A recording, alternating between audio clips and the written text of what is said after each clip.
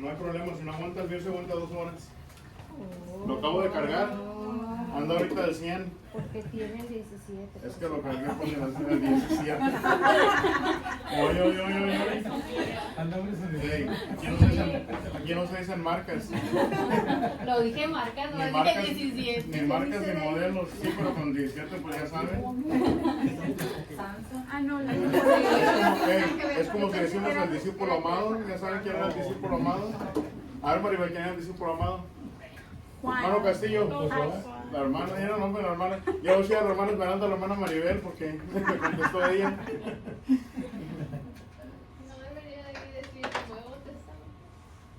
Nuevo Testamento, exactamente. Como que no 9 puntos, pero no creas la tarea. Ni creas que te da puntos eso.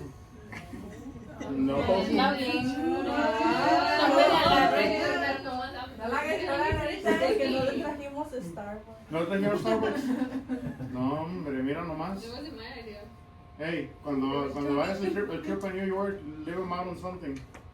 No les pones en una lista de algo. Mira, hasta esta se le chupa más recio porque te da tentación. Híjole. Bueno, ¿estamos listos? Bueno, los evangelios. ¿Cuál fue el primer evangelio que escribió? ¿Cuántos son? 4. 4 evangelios. De los 4, ¿cuál se escribió primero? ¿Y quién lo escribió? Mateo. ¿Lo vas a agarrar así en orden? ¿Estás adivinando o tienes evidencia para eso? No, en orden, ¿verdad? Sí los dice. Bueno, primero, obviamente, Mateo. La pregunta, ¿verdad? Es ¿quién lo escribió? Pues obviamente entendemos que si lleva el nombre de Mateo, es Mateo quien lo escribió. ¿Y qué significa el nombre Mateo? Bueno, según, ¿verdad? Hay como 2 o 3 significados que encontré. El más común, ¿verdad?, que le dan es don de Dios. Pero Mateo, normalmente ese no era originalmente, ¿verdad?, ese no era su nombre. Si van ustedes, por ejemplo, a Mateo, capítulo 9, y el versículo 9, dice ahí lo siguiente, Mateo, capítulo 9, versículo 9.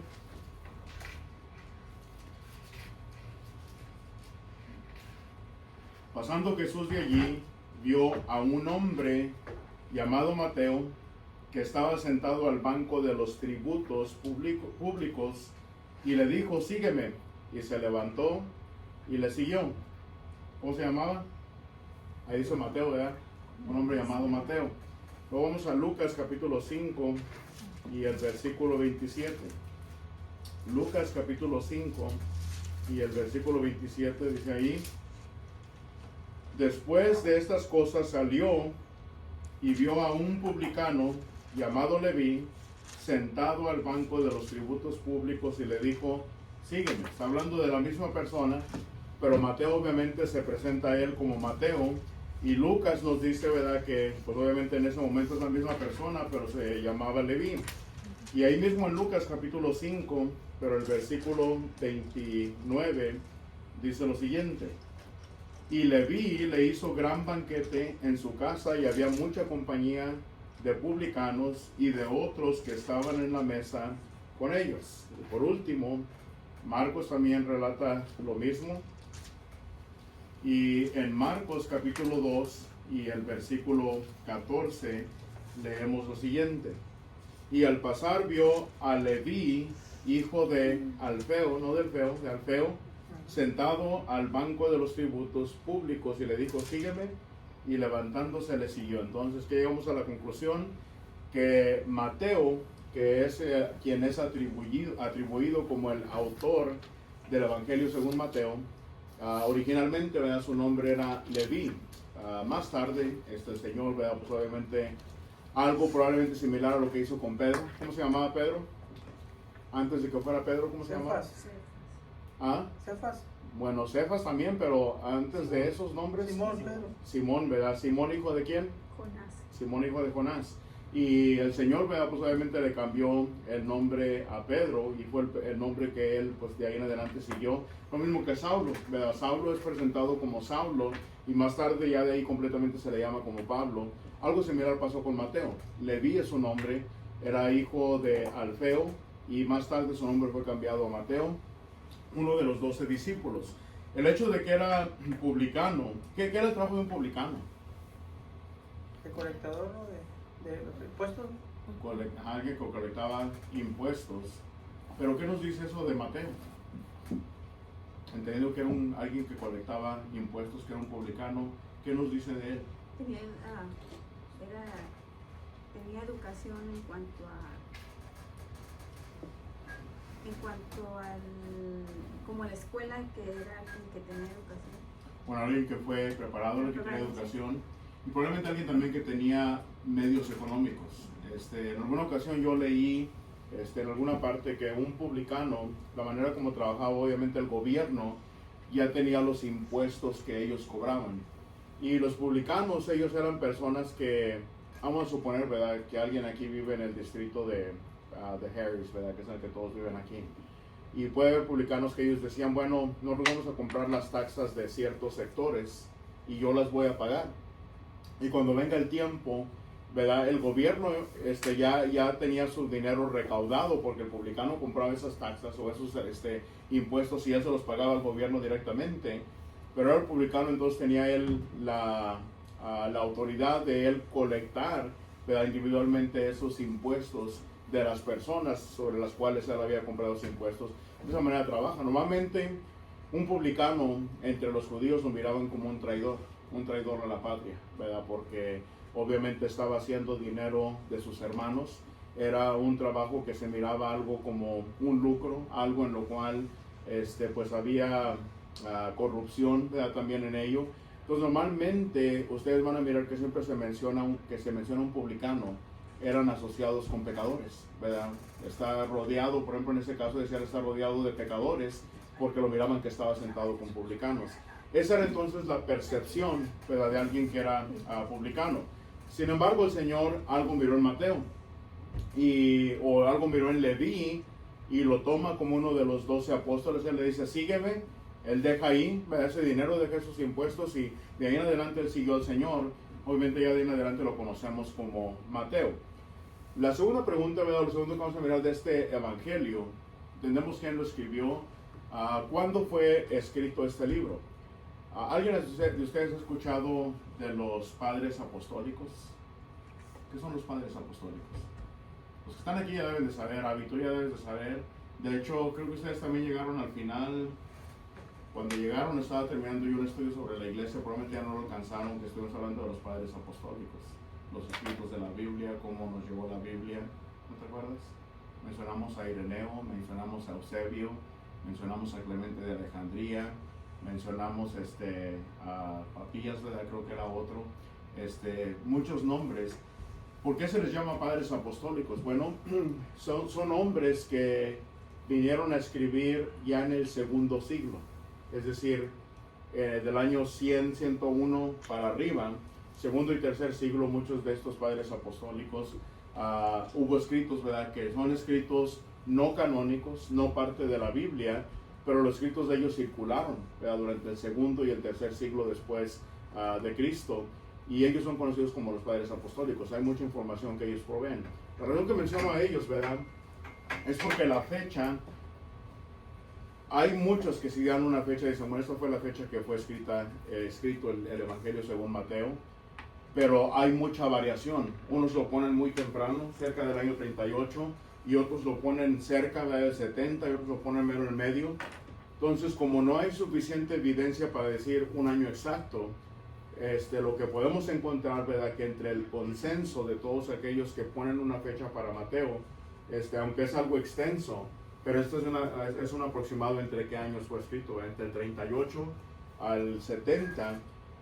Obviamente, si fue en el 38, implicaría que si la iglesia comenzó en el año 33 después de Cristo, lo más temprano que pudo haberse escrito fue unos 5 años después de que ha comenzado la iglesia, o ¿verdad?, pudo haberse escrito cerca del año 70. ¿Qué pasó en el año 70? ¿Qué evento histórico es importante en el año 70? ¿Nadie? ¿Daniel? La caída de Jerusalén. La caída de Jerusalén, destrucción de Jerusalén, ¿verdad?, que es cuando el general Tito entra, destruye completamente Jerusalén. Ahí se cumple lo que Jesucristo profetizó en Mateo capítulo 24. Mateo capítulo 24 normalmente es un capítulo que incluso hermanos dentro de la iglesia lo toman y lo aplican al fin del mundo. Sin embargo, si ustedes miran Mateo capítulo 24, no estaba hablando del fin del mundo. Estaban mostrándole el templo al Señor, ¿verdad? Y tanto Marcos como Mateo y Lucas registran el mismo evento. Y lo que los apóstoles están diciendo, mira, ¿verdad? Las paredes, mira la hermosura, ¿verdad? Del templo que tenía ya décadas construyéndolo Herodes. Y era lo que estaban mirando. Y el Señor, mira ese edificio, mira el templo. Y dice, yo les digo que de él no quedará piedra sobre piedra. De ahí entonces, ¿verdad? Los apóstoles hacen la pregunta, Señor, ¿qué señales habrá de esto? Y la otra pregunta que le hacen, ¿y qué de tu segunda venida? ¿Verdad? ¿Qué del fin del siglo? Entonces, lo que vamos a mirar que de ahí automáticamente en el capítulo 24 comienza Jesucristo a responder la primera pregunta. Y yo les voy a decir la clave para interpretar Mateo capítulo 24. La razón que menciona Mateo capítulo 24 es porque es el capítulo, uno de los más abusados de toda la Biblia. Y la clave está aquí. Cuando ustedes lean Mateo capítulo 24, lean la frase del versículo 3 en adelante. Y muchas veces van a encontrar esta frase, en aquellos días, plural. En aquellos días va a pasar esto, en aquellos días va a pasar esto. Y todo eso ustedes lo van a ir mirando hasta el versículo, creo que es el 36. Y luego de ahí cambia y dice una frase. Mas de aquel día. Cuando hace ese cambio, ahí entendemos, ahí hace la transición de contestar la primera pregunta, ¿qué señales iba a haber para la destrucción del templo? Obviamente la caída de Jerusalén. Y luego cambia de eso, ¿y qué del fin del siglo? ¿Verdad? Cuando Él va a venir por segunda vez, ahí es donde hace esa transición. Entonces, esa va a ser la clave para que ustedes interpreten Mateo capítulo 24. Entonces entendemos, ¿verdad? Generalmente, incluso, ¿verdad? También generalmente se cree que Mateo fue el primero de los evangelios en ser escrito, ¿verdad? De los 4. Es entre los primeros y obviamente antes que Marcos, antes que Lucas y antes que Juan. Y parte de la evidencia para ello, una verdad es este hombre Eusebio. Eusebio es un historiador eclesiástico. ¿Qué es eclesiástico? ¿Qué habla de la iglesia? Ajá, la palabra iglesia, ¿verdad? Obviamente es la iglesia. Cuando se llama de un historiador eclesiástico, es alguien que vino a redactar historia acerca de la iglesia. Y él es un buen historiador eclesiástico. Según él, ¿verdad? Dice que Mateo, él menciona en uno de sus escritos que Mateo probablemente escribió este evangelio antes de que él se fuera de Palestina para ir a predicar en otros lugares. Y entonces algo que tenemos en cuanto a él, ¿verdad? Eusebio menciona eso. Y luego otro padre apostólico, entonces él es un padre apostólico. Otro es Clemente de Alejandría. Y Clemente de Alejandría también en uno de sus escritos hay una cita, ¿verdad? Que está ahí, que él menciona lo siguiente: los evangelios que contienen las genealogías. Los únicos dos evangelios que contienen las genealogías son el evangelio de Mateo y el evangelio según Lucas.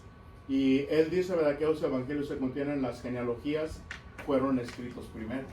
Bueno, los primeros han haber sido escritos. Entonces, esta es la evidencia que tenemos, ¿verdad? O la información que existe, más o menos en qué fecha fue escrita, lo que los historiadores vienen a decir, más o menos en qué tiempo vinieron a ser escritos. Pero algo que sí podemos llegar a una conclusión es que Mateo es probablemente el primero de los evangelios que fueron escritos. De ahí, ¿verdad?, vamos a comenzar ahora el propósito y el contenido de este libro. ¿Qué es el propósito por el cual fue escrito Mateo? ¿Y qué es lo que contiene? Una de las cosas que ustedes van a notar en el libro de Mateo es que casi cada capítulo de Mateo es uno de los evangelios que contiene más citas del Antiguo Testamento. Eso, ¿verdad?, viene a mostrar varias cosas. Número uno, algo que mencionó usted, de manera que Mateo era un hombre preparado, pero Mateo también era un hombre que era judío, y podemos notar entonces que Mateo era un hombre que estaba bien familiarizado con la ley de Moisés, y por tal razón, ¿verdad?, él es uno de los que más citas del Antiguo Testamento tiene. En casi cada capítulo van a encontrar una referencia a un texto del Antiguo Testamento. Ahora, ¿Por qué lo hace? Obviamente como judío, vuelvo a repetir, es alguien que está familiarizado con esos escritos, ¿verdad?, del Antiguo Testamento, pero también él tiene a sus compatriotas en mente. De hecho, ¿verdad?, yo he escuchado en muchas ocasiones que los hermanos muchas veces predican y dicen, bueno, el Evangelio de Mateo fue escrito para los judíos, el Evangelio de Marcos, ¿verdad?, fue escrito para los gentiles, el Evangelio de Juan pues fue escrito para los griegos, y de esa manera, ¿verdad?, vienen a decir para quién fue escrito cada evangelio.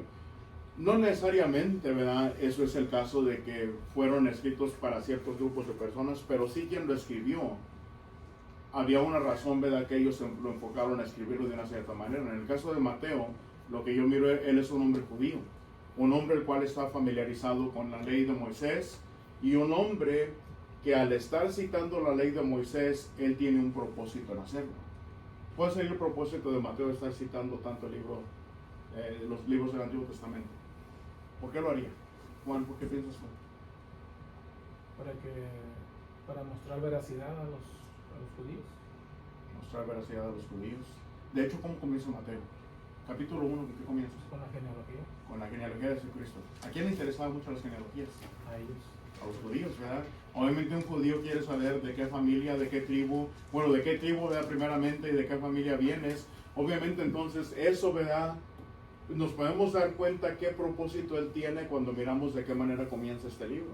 Y él comienza con esa genealogía porque lo primero que él quiere establecer, que Jesucristo, el Evangelio, las buenas nuevas que él va a escribir, de dónde vino Jesucristo, quién es él.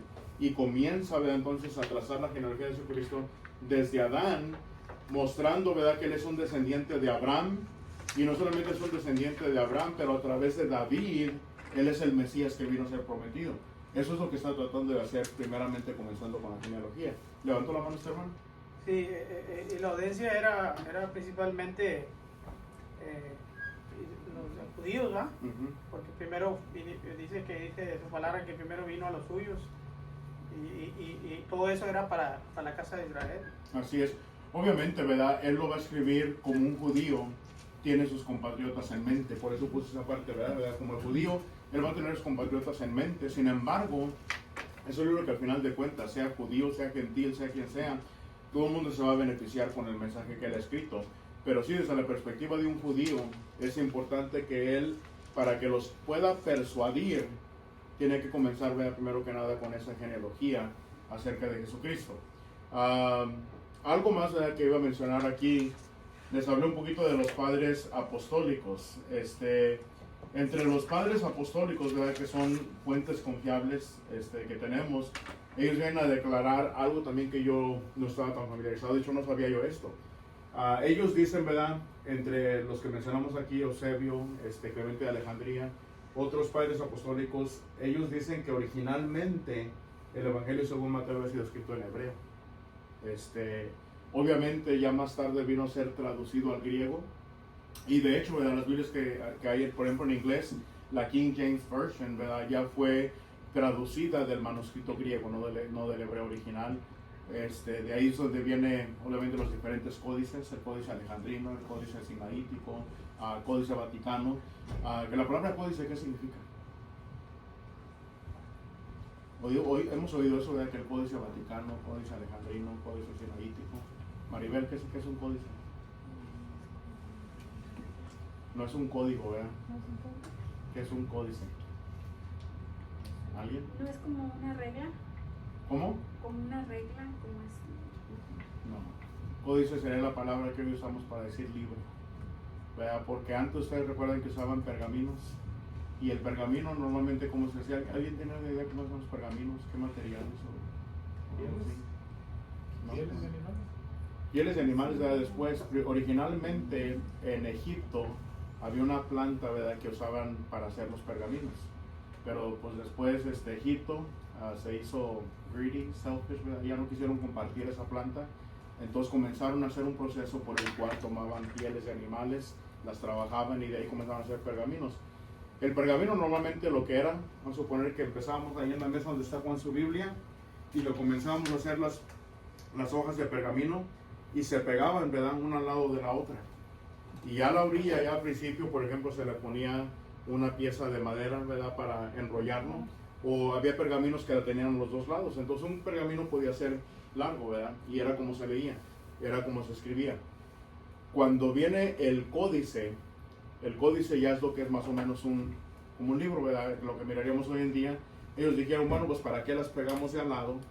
Mejor las podemos pegar una arriba de la otra. Y eso, ¿verdad? Ya hace el libro, era un códice. Entonces hoy en día le llamamos códice, ¿verdad? Pero la palabra originalmente lo que significaría es lo que le llamaríamos un libro nosotros. Pues no sorprendan, ¿verdad? No es una palabra ¿Eso es cuando fuera de lo normal. ¿Cómo? ¿Cuándo surgieron esos códices? Los códices ya vinieron a surgir, hermano, creo, ¿verdad? Ya para el segundo siglo es cuando los códices vinieron a hacerse ya más comunes. Porque usted va a recordar que cuando Jesucristo iba a la sinagoga todavía había los rollos, ¿verdad? Los pergaminos. Por ejemplo, dice que el rollo de la scroll que estaba leyendo era de Isaías, entonces todavía era común eso. Ya el códice viene a ser como el segundo siglo, es cuando ya son más comunes. Ya un poquito antes habían comenzado a hacerlos, pero ya se popularizan más en el segundo siglo. Por eso ahí tenemos el Códice Vaticano, Alejandrino y Sinaítico, que son entre el segundo y tercer siglo. Y esto ya los encontramos, no solamente 3 que han sobrevivido. Uno obviamente está en el Vaticano, por eso se llama el Códice Vaticano.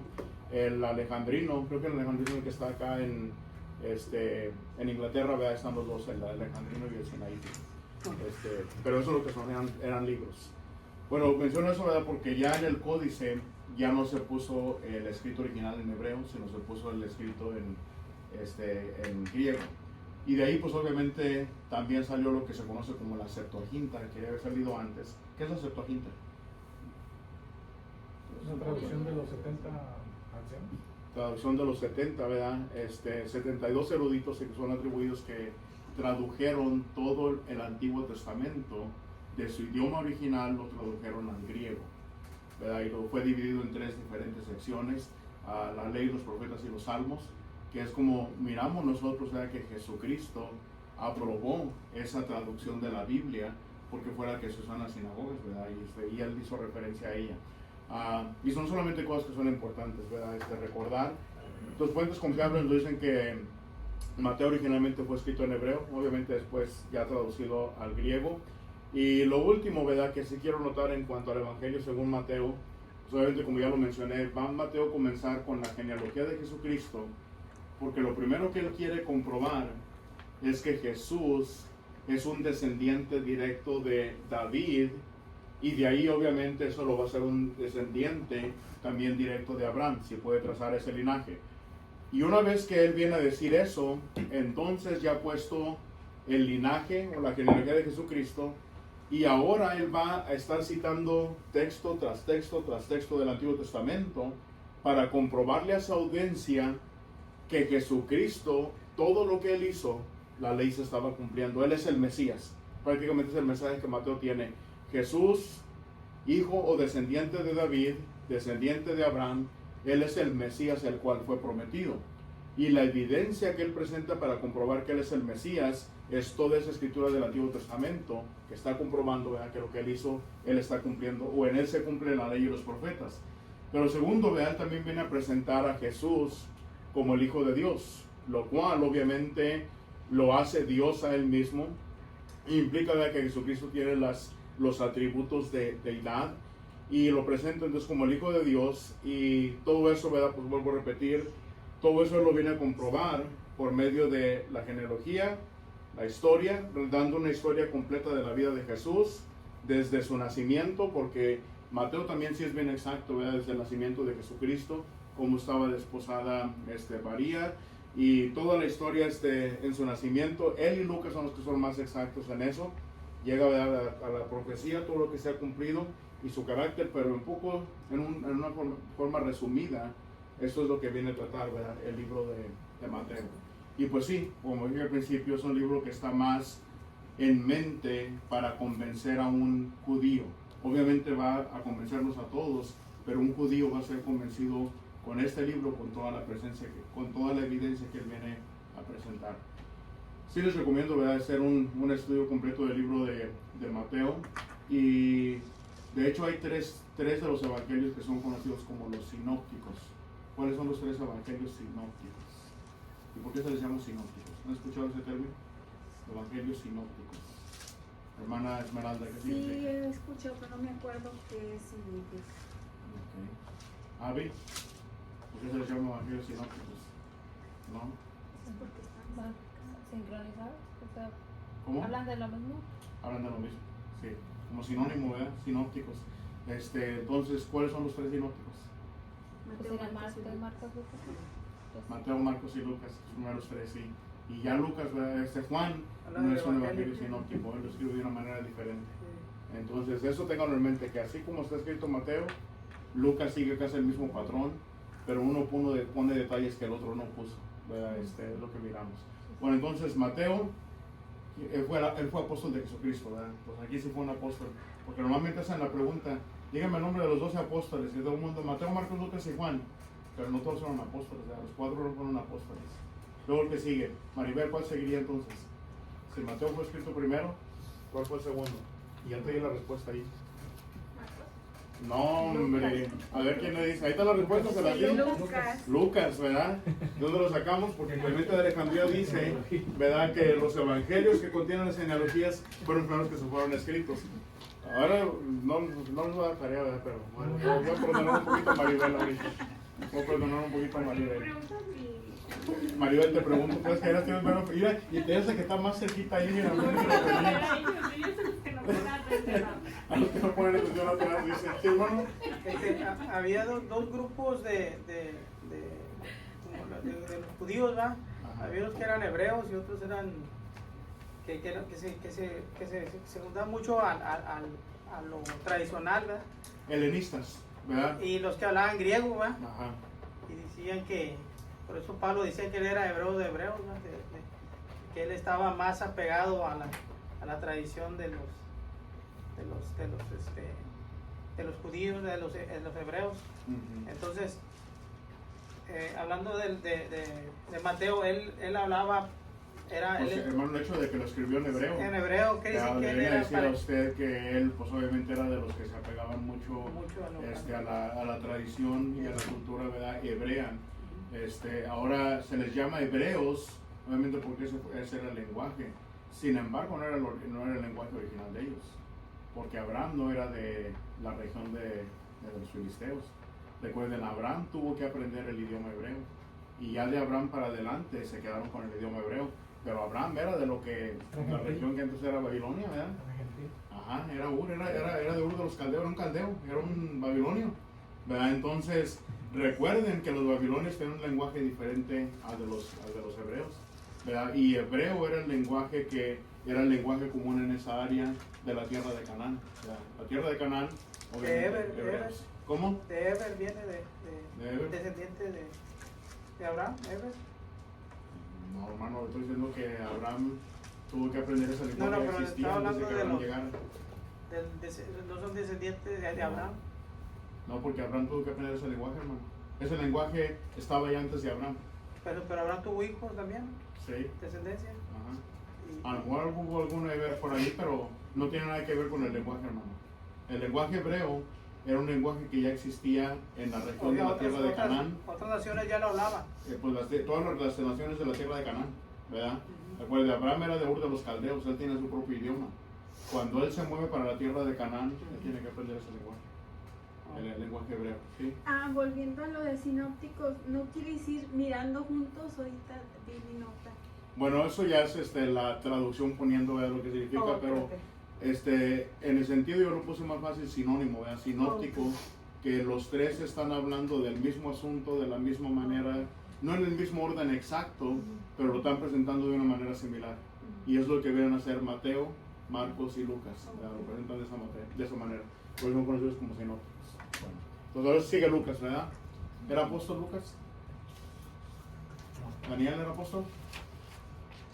Se vieron medio dudoso. ¿No? ¿Con convicción o sin convicción? Ok, no era apóstol. Bueno, pero no era Lucas, vamos a hablar de Marcos. Bueno, Marcos. Era apóstol. A ver, un nivel.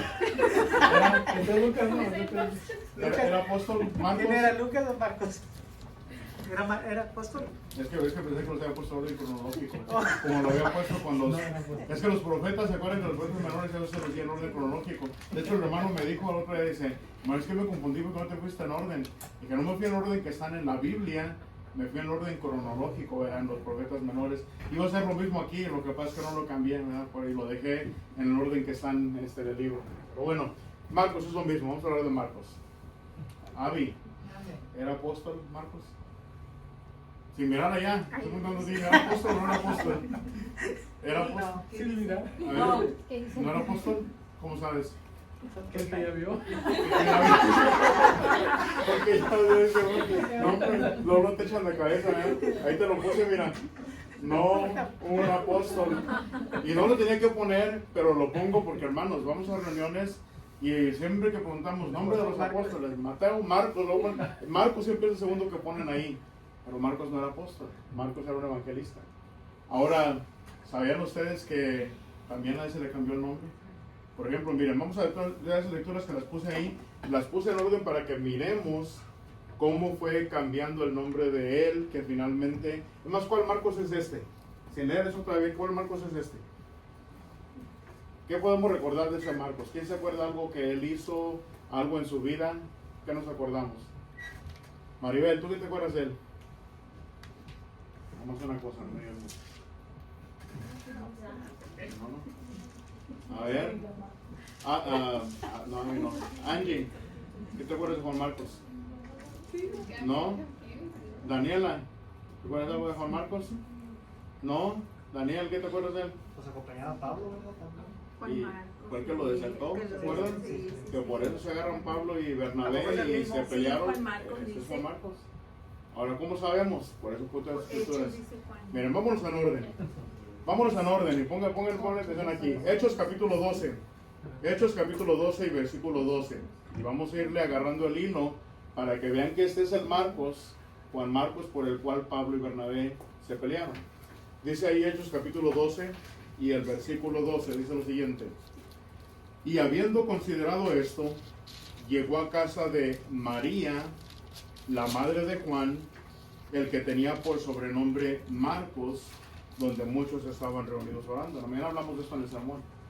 Entonces implica que la mamá de Juan, quien tenía por sobrenombre Marcos, su mamá se llamaba María. Oye, aquí aprendo algo más de él. ¿Qué puedo aprender de él? Nomás con ese puro versículo. ¿Que era hermano de Jesucristo? ¿Por ¿Cómo? María? ¿Que era No. hermano de Jesucristo? No, esa es otra María. Esa es otra María, ¿verdad? No es Marta, la de Marta y María. No. Que le cambiaron el nombre también. Bueno, cambiaron el nombre también, obviamente. Pero, ¿recuerdan qué estaba pasando en Hechos capítulo 12? Hablamos de sermón en la mañana. ¿Qué pasó en el versículo 1? Dice, en aquel mismo tiempo el rey Herodes echó mano a algunos de la iglesia para maltratarles y mató a espada a Jacobo, hermano de Juan. La iglesia está siendo perseguida. Ahora, aunque la iglesia está siendo perseguida, Pedro lo ponen en la cárcel y toda la iglesia está orando. ¿Y toda la iglesia está en la casa de quién? De Juan. De María, la mamá de Juan. Eso implica entonces que María, o la hermana María, vean en este caso, era una hermana que tenía una casa no pequeña, porque ahí estaba toda la iglesia. Pero segundo, me dice también que era una hermana que era muy devota en las cosas del Señor. ¿Cómo lo sé? Porque está arriesgando su vida mientras que el gobierno está persiguiendo a los cristianos, está buscando maltratarlos. Ella sin miedo abre las puertas de su hogar para que la iglesia se congregue ahí y la iglesia esté orando para que el Señor le rescate al apóstol Pedro.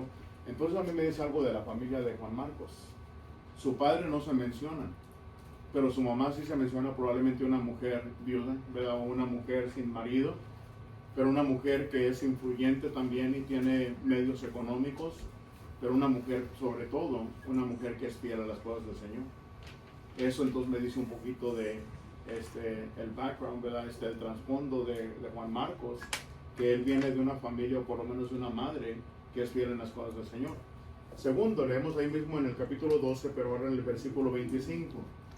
Y Bernabé y Saulo, cumplido su servicio, volvieron de Jerusalén, llevando también consigo a Juan, el que tenía por sobrenombre Marcos.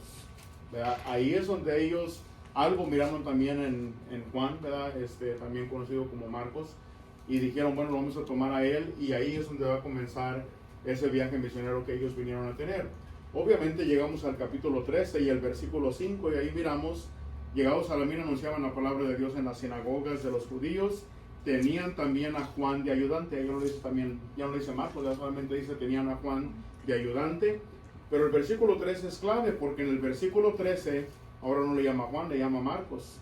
Y habiendo zarpado de Pafos, Pablo y sus compañeros arribaron a Perge de Panfilia, pero Juan, apartándose de ellos, volvió a Jerusalén. Pues más adelante le llama Marcos. Entonces aquí, ¿verdad? Miramos primeramente en Hechos 12 se le conoce como Juan Marcos, ¿verdad? O Juan, que tenía por sobrenombre Marcos. Y luego ya empieza el viaje misionero en el versículo 25 con Pablo. Y en el viaje ya solamente en el versículo 5 y en el versículo 13, durante el viaje solamente se le conoce como Juan, ¿verdad? Mientras que él está en el viaje y los deserta. Y finalmente en Hechos 15:39, ahora fíjense Hechos 15:39, dice, y hubo tal desacuerdo entre ellos que se separaron el uno del otro. Bernabé, tomando a Marcos, navegó a Chipre, y Pablo, escogiendo Silas, salió encomendado por los hermanos a la gracia del Señor. Aquí ya solamente se le llama Marcos. Y luego vean Colosenses capítulo 4 y el versículo 10 también es mencionado. Colosenses capítulo 4 y versículo 10. Aristarco, mi compañero de prisiones, os saluda, y Marcos, el sobrino de Bernabé, acerca del cual habéis recibido mandamientos, y fuere a vosotros recibid. Aquí aprendo algo más de Marcos, que era sobrino de Bernabé. Y entonces digo, por eso Bernabé lo defendió tanto, ¿verdad? Pues era su sobrino. Entonces podría ser hermano de María. Podría probablemente era hermano de María. Si es el tío, ¿verdad? Pues obviamente. Su mamá. Sí. María, la mamá de Juan Marcos. Sí. La Siempre del le Hechos volvió capítulo con 12. tanto. La que abrió la casa para orar, Sí. mientras que Rode pensaba que... Entonces cuando se portaba mal le decían Marcos, y cuando se portaba bien. Ándale, así como a Kiko, ¿verdad? Kiko, Federico. Dependiendo cómo pintaban la cosa, era Juan o era Marcos, ¿verdad? Y luego en 2 de Timoteo capítulo 4, eso es importante porque recuerden, se habían separado Pablo y Bernabé por causa de Marcos, que los había abandonado. Y en 2 de Timoteo capítulo 4 versículo 11, aquí miramos que ya se ha ganado la confianza otra vez de Pablo. Dice ahí, solo Lucas está conmigo, toma a Marcos y tráele contigo, porque me es útil para el ministerio.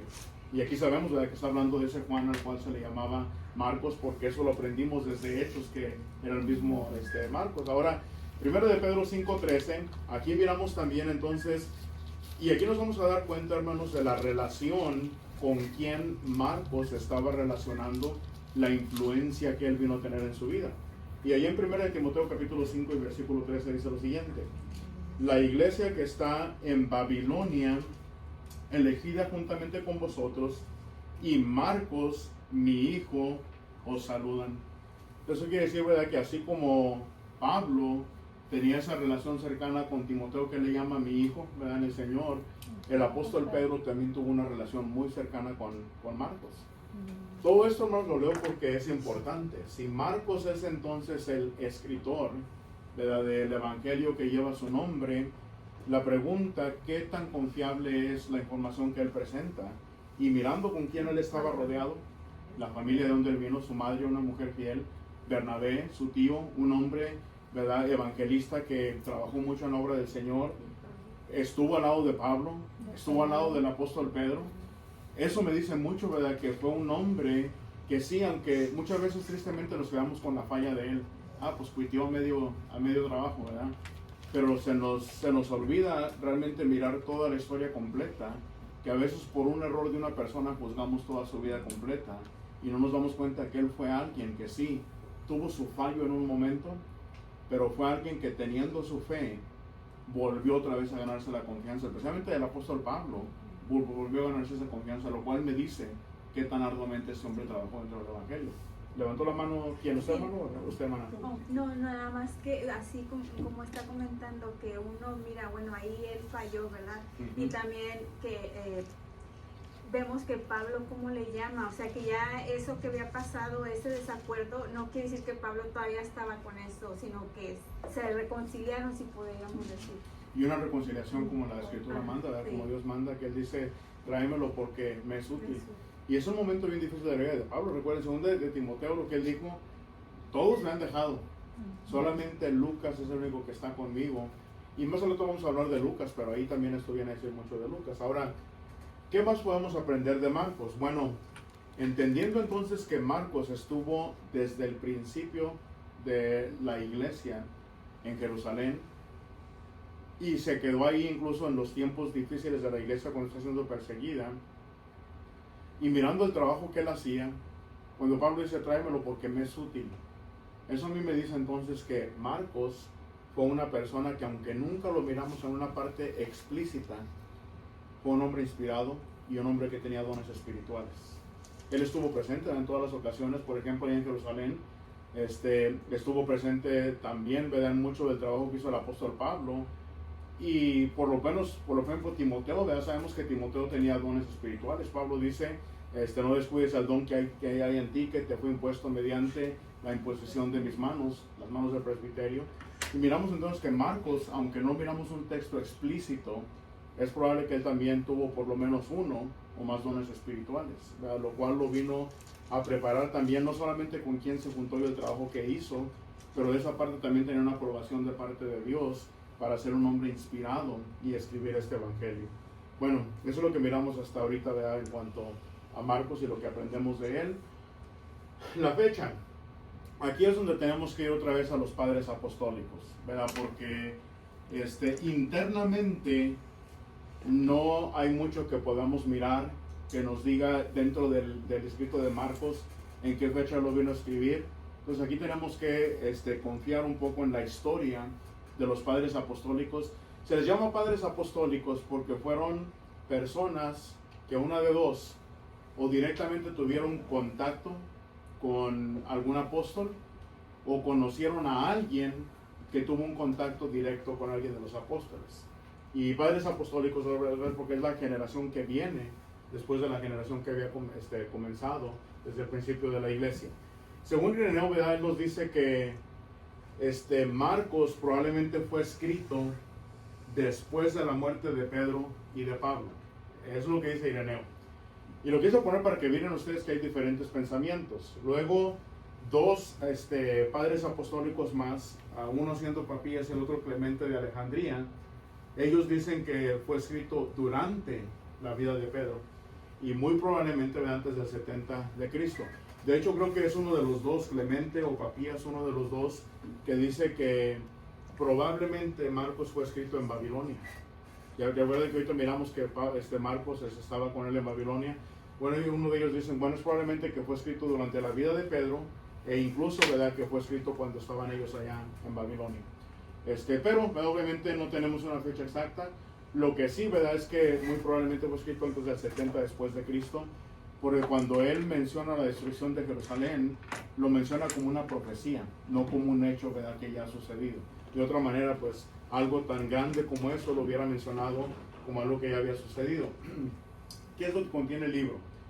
Pues este es un libro, y aquí sí vamos a mirar algo, que a diferencia de Mateo y a diferencia de Lucas, él no viene a poner una genealogía de Jesucristo. De hecho, él omite completamente la vida temprana de Cristo, ¿verdad? Por ejemplo, Mateo y Lucas, ellos iban incluso desde el nacimiento.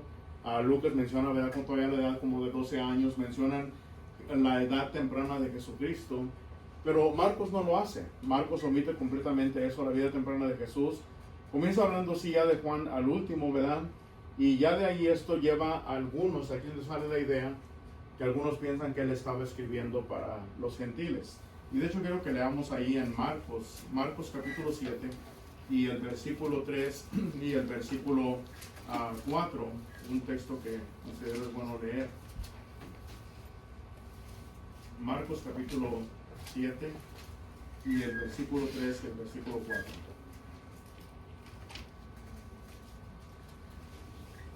Dice la escritura de la siguiente manera: porque los fariseos y todos los judíos, ponle atención al lenguaje que usa aquí, porque los fariseos y todos los judíos, aferrándose a la tradición de los ancianos, si muchas veces no se lavan las manos, no comen. Y volviendo de la plaza, si no se lavan, no comen. Y otras muchas cosas hay que tomaron para guardar, como los lavamientos de los vasos de beber, de los carros y de los utensilios de metal y de los lechos. ¿Qué me dice la forma como escribe esos dos versículos? Que se aferraban. Que a quien él está escribiendo, él tiene en mente personas que probablemente no van a entender por qué los judíos hacían esto. Entonces él tiene que explicar. Quiere decir que la audiencia que él tiene en mente no es una audiencia que está familiarizada con las costumbres judías. Y por lo tanto él tiene que explicar por qué los judíos hacen eso. De ahí, por la razón que viene a salir ese texto, de ahí es donde muchos dicen, bueno, pues obviamente este fue un evangelio o una recolección del evangelio de Jesucristo, el cual fue escrito con los gentiles en mente, porque él tiene que explicarles por qué ciertas costumbres tienen los judíos y ser muy detallado, ¿verdad?, en por qué ellos creen o practican ciertas cosas.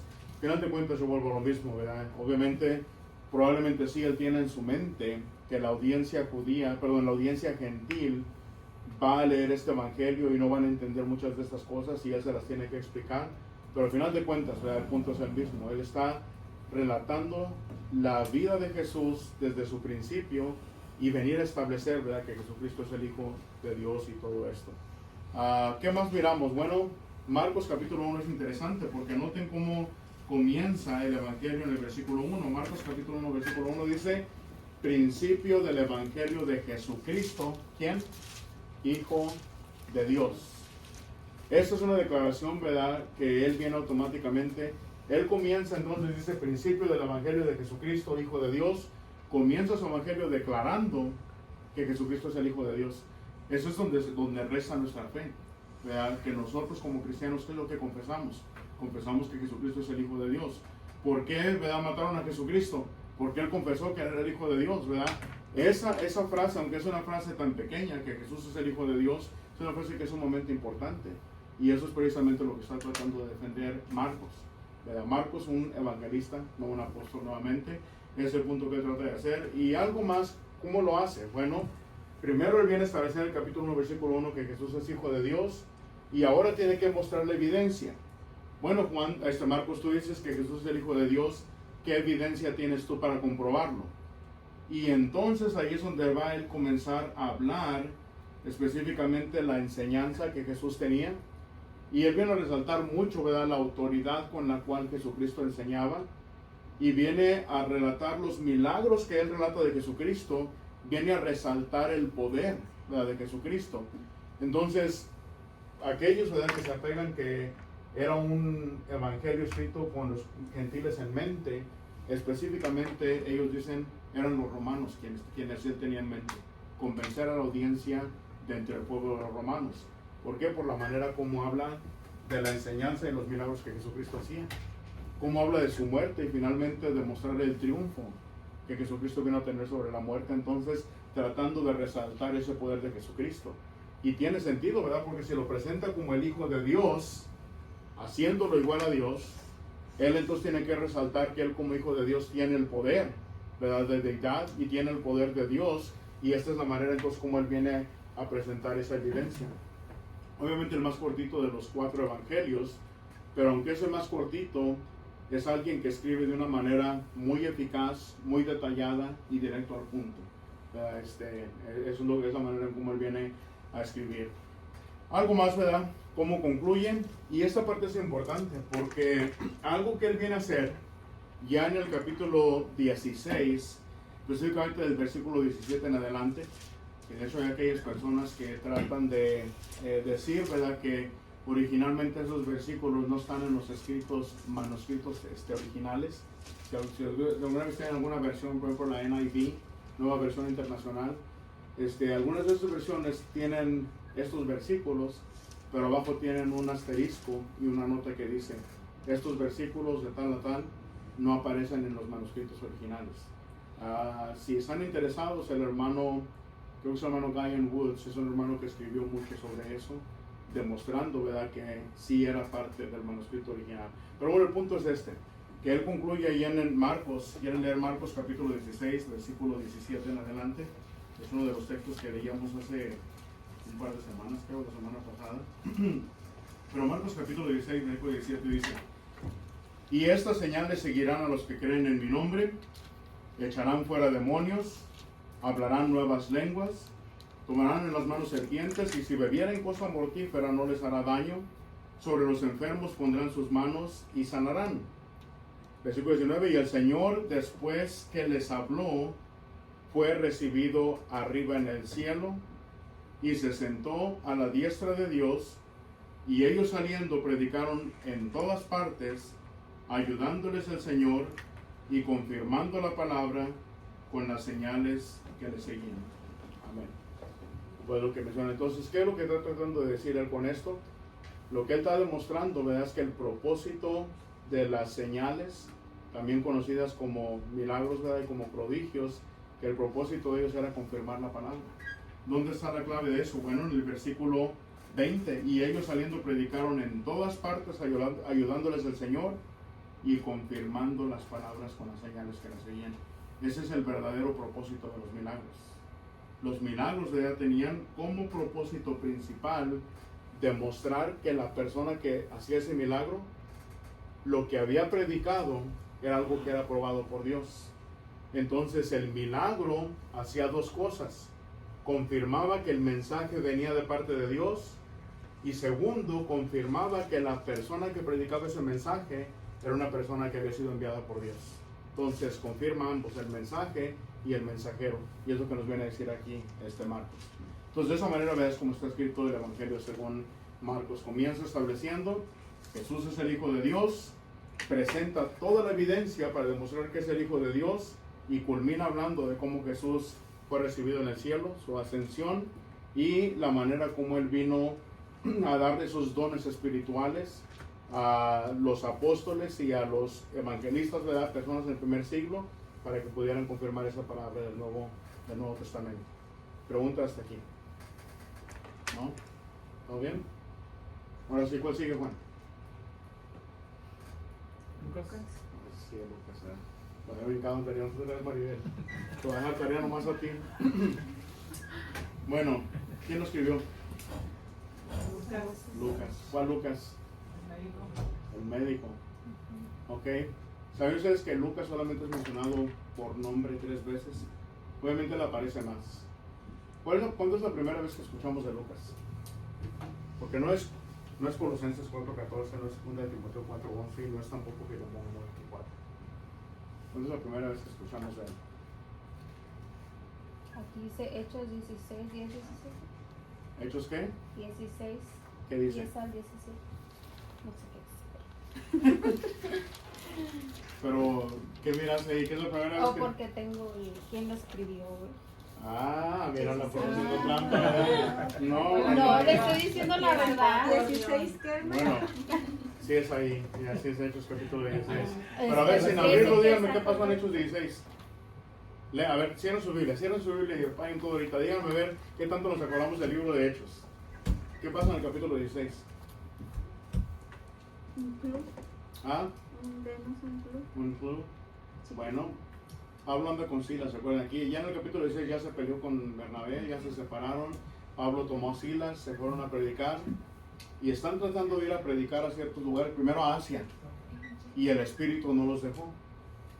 Y luego trataron de ir a otra región, y el Espíritu tampoco los dejó. Esto está pasando en el versículo 16. Y ya para cuando llegamos a la mitad del capítulo 16, dice: entonces con esto entendimos. Y ahí es donde Lucas se añade. En Troas es la primera ocasión que escuchamos de Lucas estando junto con Pablo y con Silas predicando en el segundo viaje misionero. Entonces, en el segundo viaje misionero de Pablo. Ahora sí vamos, ahora sí ábranlo ahí para que miren Lucas capítulo 16. Aquí es importante que se acuerden, ¿verdad? Lucas o Por lo menos de manera general que hablan ciertos capítulos de la Biblia. ¿Cómo, hermana? Hechos, Hechos, ¿verdad? Sí, Hechos capítulo 16, perdón, sí. Hechos capítulo 16. Y noten ahí, por ejemplo, ya estaba en Lucas, ya venía bien torcido yo acá. Hechos capítulo 16. Noten ahí en el versículo, ¿dónde estaba? 10 a 17. Sí, bueno, ¿cuál dijiste tú? 16, 10 a 17. Sí, bueno, primero fíjate lo que dice versículo 6, 16, 6. Y atravesando Frigia y la provincia de Galacia les fue prohibido por el Espíritu Santo hablar la palabra en Asia. Y cuando llegaron a Misia intentaron ir a Bitinia, pero el Espíritu no se lo permitió. Pasando junto a Misia descendieron a Troas y se le mostró a Pablo una visión de noche a un varón macedonio. Estaba en pie, rogándole y diciendo: pasa a Macedonia y ayúdanos. Cuando vio la visión, noten, enseguida que procuramos ir para Macedonia. Entonces, ¿dónde se juntó él con ellos? Macedonia. ¿Dónde? En Macedonia. No en Macedonia, en Troas. Miren, pongan atención. Atravesando Frigia y la provincia de Galacia, les fue prohibido. Entonces, ¿quién estaba en Frigia y en esa provincia? Bueno, fíjense lo que dice acá el versículo 16. Después llegó, versículo 1, perdón, 16:1. Después llegó a Derbe y a Listra, y aquí había cierto discípulo llamado Timoteo, hijo de una mujer judía creyente, pero de padre griego, y daban buen testimonio. Bueno, obviamente ahí, ¿verdad?, miramos que Timoteo también se juntó con ellos, va Pablo, y obviamente ya miramos que Silas también estaba con él. Cuando dice el versículo 6, atravesando Frigia de la provincia de Galacia les fue prohibido, ¿de quién está hablando? De Pablo, de Silas y de Timoteo. A ellos les fue prohibido. Luego en el versículo 7, cuando llegaron a Misia intentaron ir a Bitinia, pero el Espíritu no se lo permitió. Está hablando también en tercera persona. Luego en el versículo 9, versículo 8, y pasando junto a Misia descendieron a Troas. Ahí llegan a Troas. Y estando en Troas se le mostró a Pablo una visión de noche, un varón macedonio que estaba en pie rogándole diciendo: pasa a Macedonia, es decir, ven para Macedonia y ayúdanos. Y cuando vio la visión, enseguida procuramos. Eso quiere decir que ahí en Troas fue donde Lucas se unió a Pablo, a Silas y a Timoteo. ¿Verdad? ¿Sí lo entendiste ahí? O sea, ahí es el lenguaje, ¿verdad? Dice, se les prohibió, se lo prohibió, y luego aquí dice, intentamos o procuramos. Ya se incluye él. Las primeras veces no se incluye porque él no estaba ahí. Y lo relata como alguien que lo escuchó, no como alguien que estaba presente. La diferencia ya en el versículo 10, que ahí él ya se incluye. Él ya es parte del grupo, ¿verdad? Y esa parte del grupo comienza en Troas, versículo 8. Que ahí en Troas es donde Pablo tuvo esa visión. Entonces eso nos lleva a concluir que ahí en Troas es donde por primera ocasión aprendemos que Lucas se pone en contacto con Pablo, con Silas y con ellos. Y ya de ahí, ¿verdad?, pues sabemos que Lucas fue alguien que siempre estuvo al lado de Pablo. La pregunta, ¿cómo él escribió el Evangelio según Lucas? Por ejemplo, Mateo, cuando él escribió el Evangelio según Mateo, él lo escribió como alguien que estuvo ahí presente, ¿verdad?, alguien que miró las cosas. Cuando Marcos lo escribe, hay un texto por ahí también que nos lleva a concluir que Marcos probablemente también fue un testigo ocular de Jesucristo, porque él vivía también ahí en Jerusalén. Hay una parte en Marcos, es más, se les voy a dejar de tarea, esto también facilita, más van a encontrar el texto. Hay una parte en Marcos donde dice, Marcos relata esto, que había un joven que estaba envuelto en una sábana y seguía al Señor de lejos. Y pues obviamente le tratan de acusarlo que él también ahí andaba, y pues se fue huyendo desnudo. Habla de él en tercera persona. Hay algunos que dicen que probablemente el joven que está describiendo ahí es él mismo. Es la manera como él supo que ese joven estaba envuelto en esa sábana y se fue desnudo, porque nadie más habla de eso.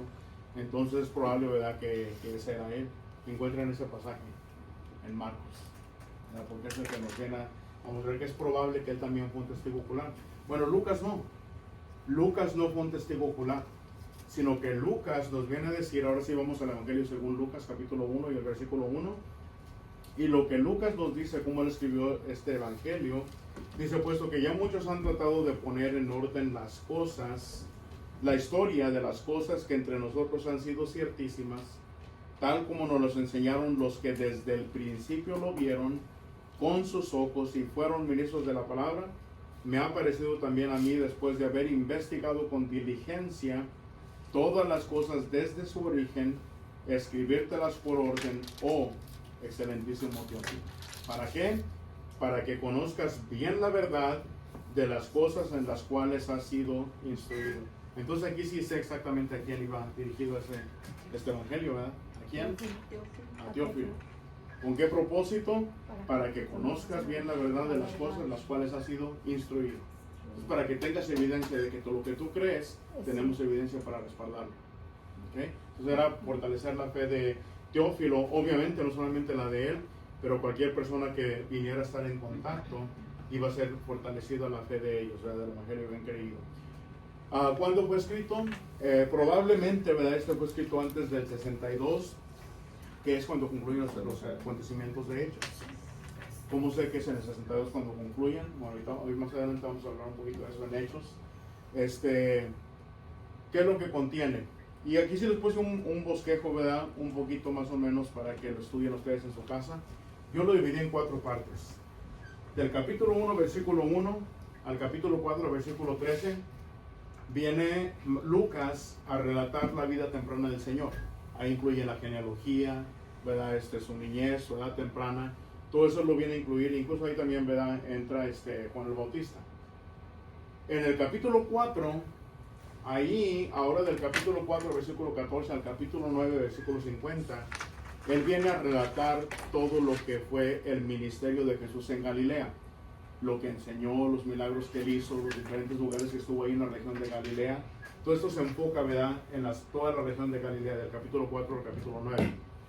Al final del capítulo 9, versículo 51, hasta el versículo 19, ahí, ¿verdad? Ya está escribiendo cómo Jesucristo está yendo en ese viaje yendo hacia Jerusalén.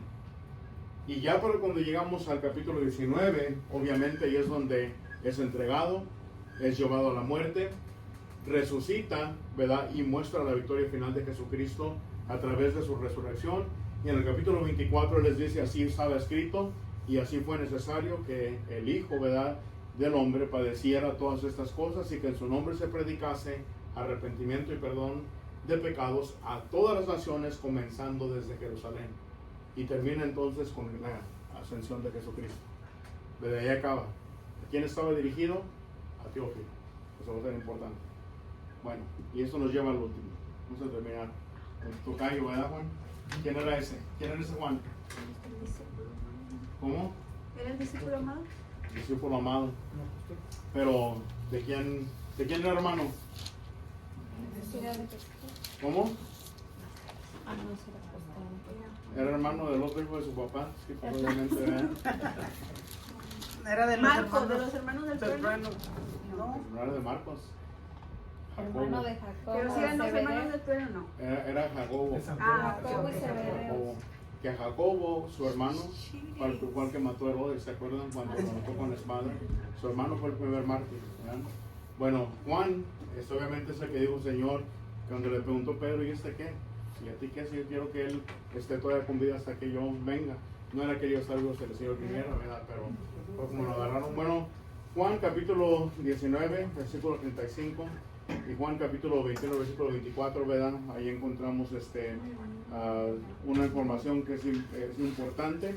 Juan 19, 35 dice, y el que lo vio da testimonio, y su testimonio es verdadero, y él sabe que dice la verdad, para que vosotros también creáis. Este versículo es importante porque él lo está relatando como alguien que lo ha visto, alguien que es un testigo ocular, y él nos dice, ¿verdad? Lo que yo estoy diciendo es algo lo cual yo mismo he mirado. Lo mismo dice Juan capítulo 21, versículo 24. Este es el discípulo que da testimonio de estas cosas y escribió estas cosas y sabemos que su testimonio es verdadero. Bueno, generalmente, ¿verdad?, se cree que este fue escrito después de los otros 3. Obviamente fue el último, probablemente de los evangelios en ser escrito. Este no es sinóptico porque no sigue el mismo orden y el mismo patrón, ¿verdad?, la misma manera que siguieron Mateo, Marcos y Lucas. Porque vamos a mirar, bueno, cuando fue escrito, probablemente entre el 70 y el año 100 después de Cristo es cuando vino a ser escrito este libro. ¿Qué pasó en el 70 otra vez? La destrucción La destrucción de Jerusalén. Y pues obviamente, ¿verdad? Ya hasta el final del siglo más o menos cuando lo pudo haber escrito. Este libro, y esta parte la puse aquí, creo que es importante tener esto en mente. Este libro es una refutación a la filosofía de este hombre, ¿verdad? Filón de Alejandría. ¿Quién era él? Este hombre fue un hombre judío que comenzó a estudiar la filosofía y sacó unas ideas media raras, ¿verdad? Básicamente de las ideas que él tenía nace lo que conocemos como el gnosticismo. ¿Alguien sabe qué es el gnosticismo? ¿Lo han escuchado? He escuchado a algunos hermanos de mencionarlo. ¿Qué es el gnosticismo? ¿Qué son los gnósticos? ¿Qué son las creencias que ellos tenían? ¿Alguien sabe? ¿Me puede decir? Mano Castillo. ¿Que Jesús no es Dios? ¿Cómo? ¿Que Jesús no es Dios? Bueno, los gnósticos, ¿verdad?, tenían esta idea, básicamente que Dios, siendo un ser tan supremo, no era alguien que se iba a estar relacionando con el ser humano. Era algo que era prácticamente imposible, ¿verdad?, que hubiera una relación directa de Dios con el ser humano. Prácticamente lo que enseñan, bueno, pero lo que sí hay manifestaciones de Dios. Una de ellas ellos le llamaban, por ejemplo, el logos, era la más alta, el logos, el verbo que viene traducido, dicen ellos, es la más alta. Pero ellos se presentaban la palabra logos no de una manera filosófica, no de una manera teológica. Juan lo viene presentado de manera teológica. En la mente de ellos es como en un concilio. Hay un rey o hay un monarca y a su alrededor están sus consejeros y ellos son los que van y hacen el trabajo. Bueno, en la mente de ellos, ¿verdad?, como Dios no puede relacionarse directamente con el hombre, y es imposible que Dios se relacione con el hombre, pero sí hay manifestaciones de Dios, que es la manera como Dios trabaja, ¿verdad?, con la humanidad, prácticamente es lo que están diciendo ellos. Bueno, Juan viene completamente a matar eso. Y esto, ¿verdad?, fue una filosofía entre los griegos que se vino a expander a tal grado que en Éfeso, que es probablemente donde se encontraba Juan, de hecho dicen que la tumba de Juan está ahí en Éfeso, allí comienza la iglesia a ser afectada por esta filosofía de los gnósticos. Dios no puede de ninguna manera tener una relación directa con el hombre, de ninguna manera. Entonces Juan viene y mata eso, en la mera cabeza les pega con eso. Por cómo comienza el apóstol Juan el Evangelio según Juan. En el principio era el verbo y el logos, ¿verdad? Y el verbo, ese logos era con Dios y ese verbo era Dios. Ese verbo, ¿verdad?, vino y habitó entre los hombres, tomó forma de siervo, ¿verdad?, se hizo carne. Y entonces él viene a matar esa idea. Espérate, para empezar, es más que dice Juan 3:16, porque de tal manera amó Dios al mundo que ha dado a su Hijo unigénito para que todo aquel que en él cree no se pierda, mas tenga vida eterna. Esa es la relación que Dios busca con el hombre, a tal grado que un miembro de la deidad, el Hijo, se hizo carne con el propósito de venir a habitar entre los hombres, vino a traer la luz, vino a presentar al Padre. Entonces él comienza presentando, y ves algo que él hace. Mientras que Mateo y Lucas están trazando una genealogía de Jesucristo mediante David, llegando hasta Abraham, Juan se va hasta el cielo. En el principio, desde la eternidad, era el verbo era con Dios, y el verbo era Dios. Y ese verbo que habitó en la eternidad, tomó forma de siervo, para venir a habitar entre los hombres. Se encarnó, ¿verdad?, la deidad encarnada. Entonces, ¿verdad?, este escrito, podemos decir, es una refutación directa al gnosticismo, que fue algo que ya para el segundo siglo se vino a ser fuerte dentro de la iglesia. Pablo comenzó a mirar, y hay ciertos textos, ¿verdad?, que Pablo habla de esas doctrinas, y Pablo lo alcanzó a mirar un poco al final de su vida. Pero el gnosticismo se hizo más grande ya en el segundo siglo, y que es cuando Juan, ¿verdad?, lo está mirando ya al final del primer siglo, cómo está empezando a ganar tendencia, y él prácticamente, si ustedes miran cómo se escribe el Evangelio según Juan, y cómo se escriben también las cartas que él escribió al final antes de Apocalipsis, son refutaciones directas hacia esta doctrina, ¿verdad?, del gnosticismo. Yo les invito a que busquen ahí un poquito de información en cuanto a los gnósticos, y miren qué encuentran, y si lo leen, esas ideas que tienen los gnósticos, y lo comparan a cómo escribe Juan, verán que es una refutación directa a esas falsas doctrinas. También, ¿verdad? Lo que él hace, Juan deja su propósito bien establecido. Obviamente mata esa doctrina, presentando a Jesucristo, al Hijo de Dios, como alguien que viene a relacionarse directamente con el ser humano, porque desea la salvación y el bienestar del ser humano.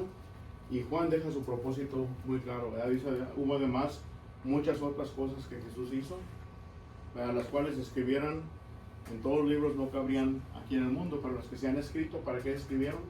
Para que crean. Entonces él nos deja bien establecido cuál fue el propósito por el cual él vino a escribir su libro. Vamos a parar aquí, ¿verdad? El que va a seguir la siguiente semana, si se nos permite, es el libro de los Hechos. Y aquí, ¿cuánto tiempo abarca más o menos el libro de los Hechos? ¿Cuánto tiempo de historia? ¿Cuándo comienza? ¿En qué año más o menos comienza el libro de los Hechos? 33. Año 33. ¿Y dónde termina? ¿Qué es lo último que relata el libro de los Hechos?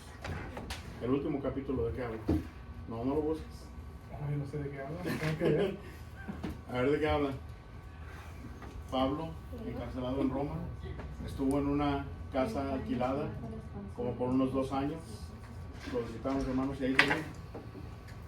Entonces, ¿en qué año fue encarcelado el apóstol Pablo? Como entre el 61 y 62. Si su encarcelamiento duró 2 años ahí en Roma, finales del 63, principios del 64, más o menos cuando él salió. En el 64 es cuando se quema Roma. Nerón es el emperador, de hecho, de culpa a los cristianos. Probablemente un poco después murió el apóstol Pablo. Entonces, si lo vemos de esta idea, como del 33 al 63, 64, entonces abarcaría un periodo de ¿qué? 30 años más o menos. Entonces Lucas nos registra un periodo de unos 30 años, que es la infancia de la iglesia, ¿verdad? La primera generación de la iglesia. Él nos viene a relatar toda esa primera generación de la iglesia.